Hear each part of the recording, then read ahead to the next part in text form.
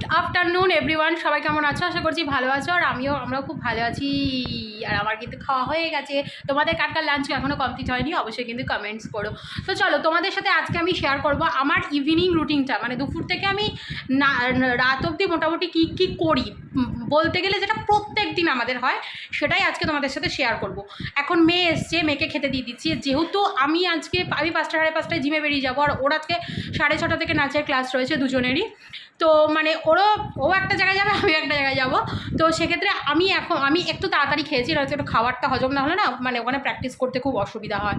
তা মেয়ে স্কুলে গেছিলো, স্কুল থেকে এসে ওকে খেতে দিয়ে দিয়েছি, এখন খাচ্ছে। আর ওকে এখন খাওয়া দাওয়া হয়ে গেলে আমি আর মেয়ে একটু দুজনেই বিশ্রাম করব, একটু রেস্ট করে তারপরে কিন্তু দুজনের মানে জায়গার উদ্দেশ্যে বেরিয়ে যাব। তো তখন তোমাদের সাথে হয়তো সেভাবে কোনো কথা হবে না, ওইটুকুনি সময় তোমাদের সাথে কোনো কথা বলতে পারবো না। তারপরে ফিরে এসে তোমাদের সাথে দেখাবো যে আমরা সন্ধ্যেবেলা কে কী করছি না করছি। তো চলো, সঙ্গে থাকো আর দেখতে থাকো পুরো ব্লগটা, ঠিক আছে? আর তোমরা কিন্তু কমেন্টস করছো না, তোমাদের কি আমাদের ব্লগসগুলো ভালো লাগছে না? প্লিজ তোমরা একটু জানাও যে তোমাদের আমাদের ব্লগসগুলো ভালো লাগছে কি লাগছে না। তো সেইভাবে কিন্তু আমরা তোমাদের সাথে ব্লগস করব। তোমরা কী কী কন্টেন্ট দেখতে চাও আমার থেকে, সেগুলো কিন্তু অবশ্যই কমেন্ট করো। কমেন্ট না করলে আমরা কীভাবে বুঝবো?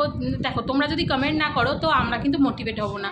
সো প্লিজ তোমরা কিন্তু অবশ্যই একটু করে কমেন্ট করো, আর অবশ্যই একটু করে জানাও যে আমাদের ব্লগগুলো তোমাদের কেমন লাগছে।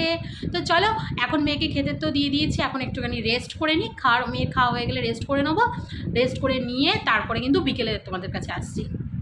এভরিওয়ান, তো আমি এখন চলে এসেছি বাড়িতে, আর মেয়েও চলে এসছে। এখন ঘড়িতে বাজে দেখো ওই যে 8:30 মতো, মানে ওই ঘড়িতে 8:15 মিনিট ফাস্ট করেছে মেয়ের স্কুলের জন্য। তো সেজন্য ফাস্ট করে রেখেছি। যাই হোক, যেটা বলছিলাম, আমি চলে এসেছি, খাচ্ছি হচ্ছে গ্রিন টি আর মানে ছোলা, ভুলে যাচ্ছি কেন সব।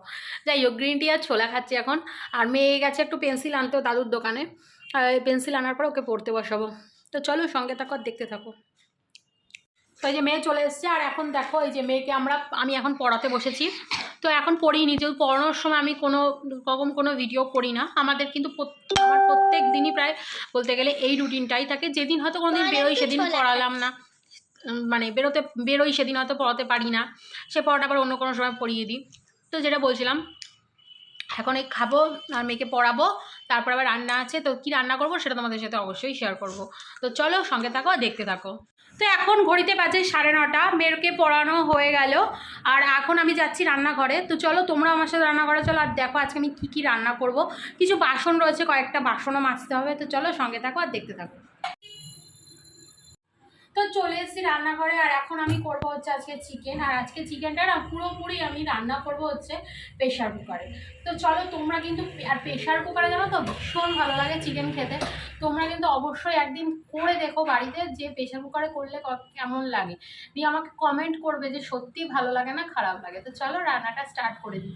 তারপরে দেখতেই পাচ্ছ কয়েকটা বাসন রয়েছে, বাসনগুলো একটু মাজবো। এবার দেখো, বাসনটা অপশনাল, সত্যি কথা বলছি যে বাসনটা আমার পুরোপুরি অপশনাল। বাসনটা কোনোদিন থাকে, কোনোদিন থাকে না। যেদিন হয়তো আমি একটু দেরিতে স্নান করি, সেদিন বাসন টাসন মেজে রেখে তারপরে আমি বিশ্রাম করি, তারপরে বিকেলে যে বেরোই। আর যেদিন আমি তোমার বাড়ি মানে পারি না, সেদিনকে বাসনটা থাকে রাত্রেবেলা মেজে।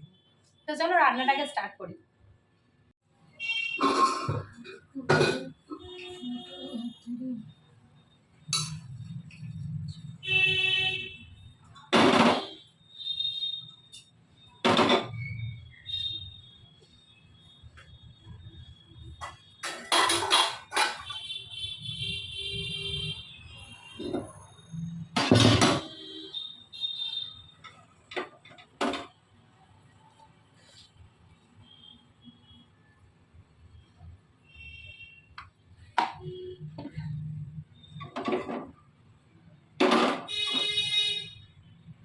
রান্নাঘরে একটু লাইটটা কম, হয়তো তোমাদের সমস্যা হতে পারে। দেখো, মাংসের জন্য আমি এখানে আলু ভেজে নিয়েছি, আর মাংস কিন্তু একদম বসিয়ে দিয়েছি, ঠিক আছে, প্রেশার কুকারে। তোমাদের দেখাই, দেখো এই দেখো, প্রেশার কুকারে কিন্তু আজকে পুরো মাংসটা প্রেশার কুকারে রান্না করছি। মশলা যেমনভাবে আমি কড়াইতে প্রথমে পেঁয়াজ ভেজেছি, আর তারপরে মানে তার আগে ফোড়ন দিয়েছি হচ্ছে অল্প গোটা জিরে, সাদা জিরে যেটা হয় নর্মাল, আর দিয়েছি তেজপাতা, একটা শুকনো লঙ্কা। তারপরে পেস্ট করেছি আদা রসুন আর একটুখানি পেঁয়াজ, মানে ওই 1.5 খানা মতো পেঁয়াজ, আর 1 চামচ টক দই দিয়েছি, আর দিয়েছি হচ্ছে এর মধ্যে তোমার 5-6টা কাঁচা লঙ্কা, একদম পেস্ট করে এগুলো সব ঢেলে দিয়েছি। দিয়ে মাংসটা দিয়ে দিয়েছি, নুন হলুদ, না সরি নুনটা দিইনি, ভুলে গেছি, হলুদটা দিয়ে দিয়েছি, বুঝেছো? হলুদ দিয়ে দিয়েছি পরিমাণ মতো, একদম মাংস অনুযায়ী হলুদ দিয়েছি। এই এখন নুন দিচ্ছি মোটামুটি 2 চামচ, 4 চামচের 2 চামচ মতো, একটু জিরের গুঁড়ো, ধনের গুঁড়ো, আর হচ্ছে কাশ্মীরি লাল লঙ্কা, আমি আর শুকনো লঙ্কা সেভাবে দেবো না। আর এটা দিচ্ছি হচ্ছে এভারেস্টের মিট মশলা, ঠিক আছে? এভারেস্টের একটু মিট মশলাটা দিয়ে দিলাম। তাহলে কি আবার চিকেনের ভেতরে না যে পাখি পাখি ফ্লেভারটা থাকে ওটা বেশ চলে যায়, নষ্ট হয়ে যায়। ধরো তোমাদের ঘরে না গরম মশলা নেই, কী করবে তোমরা এইটা ইউজ করতে পারো। চিকেনে এভারেস্টের এই গরম মশলাটা খুব মিট মশলাটা খুব ভালো হয়। তো এখন আমি মাংসটাকে জাস্ট এই প্রেশার কুকারের মধ্যেই কষাবো। আমার কিন্তু কোনো রকম কষাতে অসুবিধা হচ্ছে, আমি দেখতেই পাচ্ছ যে খুন্তি দিয়েই নাড়াচ্ছি, কোনো রকম কোনো আমার কিন্তু সমস্যা হচ্ছে না। এই মাংসটা আমি এইভাবেই আজকে রান্না করব। আর পিসগুলো মোটামুটি ওই ধরো ম্যাক্সিমাম একটু 50 থেকে 55 গ্রামের মধ্যে এগুলো কিন্তু রাখা হয়েছে। সামান্য একটু জল দিয়ে দেবো। আসলে জলটা কেন দিলাম বলো তো, যে গুঁড়ো মশলাগুলো দিয়েছি না, এর জন্য একটু জলটা দিয়ে দিলাম। এটা যে মশলা করেছি সেই জলটা পরিমাণ মতো, আমি অল্প তেলে রান্না করছি যেহেতু, তাই একদম প্রেশারে রান্না করছি। আর এটা খেতে পুরো মানে পাতলা ঝোল হবে, আর স্যুপ স্যুপ টাইপের লাগবে, দেখতে খুব ভালো হবে। তো চলো এখন না একটা কাজ করি, একটু মানে দমে দেবো, মানে একটু ইসে করবো তো, খুলে পড়ে গেল।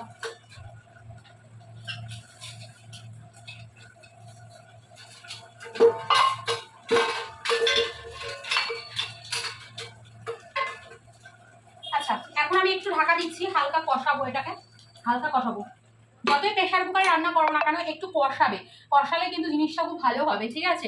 আর এইখানে আমি এখন এটাকে চাপা দিয়ে দিচ্ছি, এই রাবারটা এটা পরে বেঁধে দেবো। তো চলো আগে কিছু মানে বাসন কোসন রয়েছে, বাসনগুলো একটু মেজে নিই।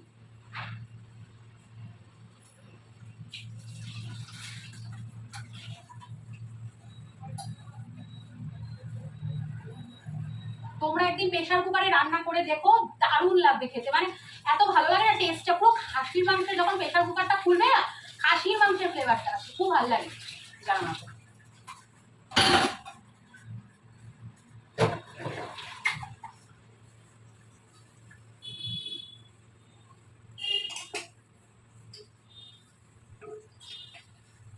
আর প্রেশার কুকারে রান্না করলে একটা টিপস দিয়ে রাখি, একটু প্রেশার কুকারে রান্না করলে একটু মাংসটাকে বড় রাখবে, 50 থেকে 60 গ্রাম মতো মাংসটা রেখো, তাহলে ভালো হবে। নাহলে কি হবে বলো তো, গলে যাবে, যদি মানে খুব নরম ছোট মুরগি হয় না, গলে যাবে। তার জন্য টিপসটা একটু বড় রেখো, সুবিধা হবে। চলো বাসনগুলো বেছে নিই, তারপরে তোমাদের দেখাচ্ছি পরের স্টেপে আমি কি করি। আমার কিন্তু কষানো ডান, এই দেখো কালারটা দেখতে পাচ্ছ এখন লাল লাল হয়েছে। আর এখন আমি এর মধ্যে জল ঢেলে দেবো, আর তার আগে দিয়ে দেবো একটু আলুগুলো। চলো আলুগুলো আমি দিয়ে দিই, তারপরে জল দিয়ে দেবো। বেশিক্ষণ কষাইনি, 5 মিনিট মতো কষিয়েছি, কারণ যেহেতু প্রেশারে হবে তাই বেশিক্ষণ একটা কষাতে হয় না, এটা একটা খুব সুবিধা। তো জল ঢেলে দিচ্ছি। তো চলো তারপরে যখন হয়ে যাবে খাওয়ার সময় তোমাদের সঙ্গে একবার দেখা হবে। এখন ভাত করবো, রুটি করবো একবারে, তারপরে তোমাদের সাথে খেতে বসে দেখা হবে, ঠিক আছে?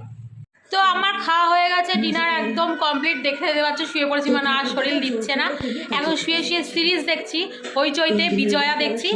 তো এটা শেষ হলে পরে ঘুমিয়ে পড়বো, তাই তোমাদেরকে এখনই গুড নাইট বলে দিচ্ছি। সবাই ভালো থেকো, সুস্থ থেকো, অল টাইম হ্যাপি থেকো, আবার দেখা হবে একটা নতুন ব্লগে।